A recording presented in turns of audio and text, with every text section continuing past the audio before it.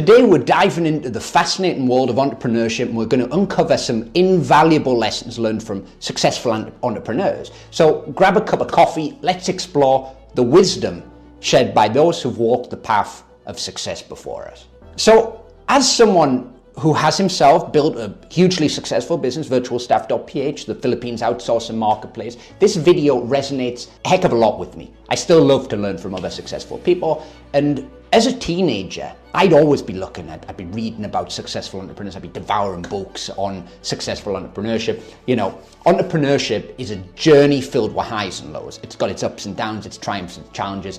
Along the way, should I say, the successful entrepreneurs have amassed a wealth of knowledge, they've experienced, been there, got the t-shirt, and this can serve as guiding lights for those of us embarking on entrepreneurship journeys. Now, instead of talking about the hip, the trendy, let's face it, often brash and loud YouTube entrepreneurs, you've seen them before, in the get-rich-quick niche, let's go old school with this, and let's take lessons from people I took lessons from when I was a teenager, things I read and watched. By reading about how Kroc took McDonald's from a successful but small chain into the world's biggest fast food retailer, biggest fast food chain, and changing the way people franchise businesses, one of the biggest lessons that I learned is the importance of resilience. In entrepreneurship, setbacks are inevitable, but it's how you bounce back from them. That's what's going to really define your success. This guy, by the way, Kroc, he was 50 odd when he got involved in McDonald's.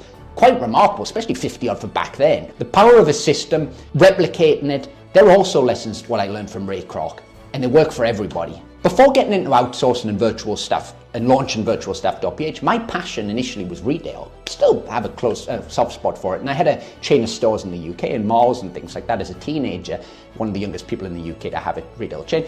And I was inspired by this guy. Walmart, love it or hate it, has been incredibly successful. In a single generation, starting from one single store, Sam Walton built the biggest retail company in the world.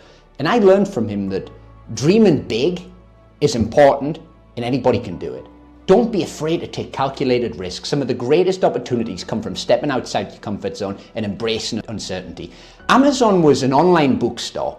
It pivoted, it took risks, and well, the rest is history. A key lesson I learned from Jeff Bezos is that pivoting is key. These insights offer invaluable guidance for entrepreneurs, but let's delve deeper into some key lessons that emerge from their collective wisdom. First and foremost, successful entrepreneurs, they understand that failure, it's not the end of the road.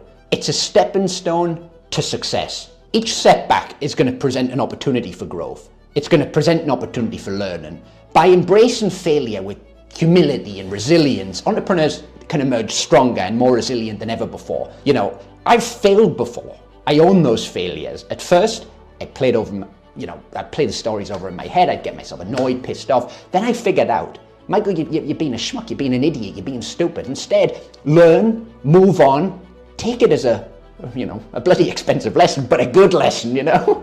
Secondly, successful entrepreneurs prioritize solving real problems over chasing trends or quick profits, the get-rich-quick crap. By identifying genuine pain points, offering innovative solutions, they create lasting value for customers. They differentiate themselves in the market. It's really important. For example, virtualstaff.ph, we've had Neil Patel, Virgin, we've had big companies, successful brands who've been in touch with us, called us about building teams overseas. And what we did, by the way, on virtualstaff.ph, changed the way that people build overseas teams, offshore. We did something different, and well, quite frankly, the rest is history. Lastly, successful entrepreneurs, they cultivate a growth mindset. They continuously are looking for opportunities for learning, for self-improvement. They understand that success isn't a destination, it's a journey. It's a journey of constant evolution, adaptation.